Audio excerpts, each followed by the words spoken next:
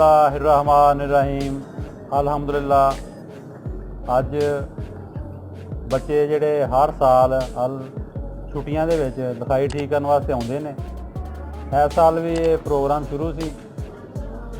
ईद विच आई आ ते और ईद के हवाले नाल ईद मिलन पार्टी का प्रोग्राम बच्चों ने रल के कीता वा ते सानू बड़ी खुशी है कि साडी लिखाई जिहड़ी है ना बेहतर हो रही है और अल्हम्दुलिल्लाह असीं इहनूं बेहतर करते रहांगे। ते बड़ी खुशी हुंदी है कि बच्चे बड़े शौक नाल आ रहे ने।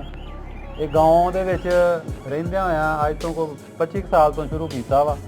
हर साल 25-30 बच्चे जिहड़े आ वो बड़ा अच्छा जिहड़ा ना इहनूं कवर करदे ने ते आउण नूं ते ज़्यादा से ज़्यादा 100 बच्चा भी आउंदा वा। साडी भी कोशिश हुंदी है भी चलो पिंड दे विच रहिंदियां होइआं ना इन्हां नूं जो असीं मुहैया कर सकने वो इन्हां नूं करिए ते अल्लाह पाक दुआ है कि मैं इहनूं करदा ही रहां।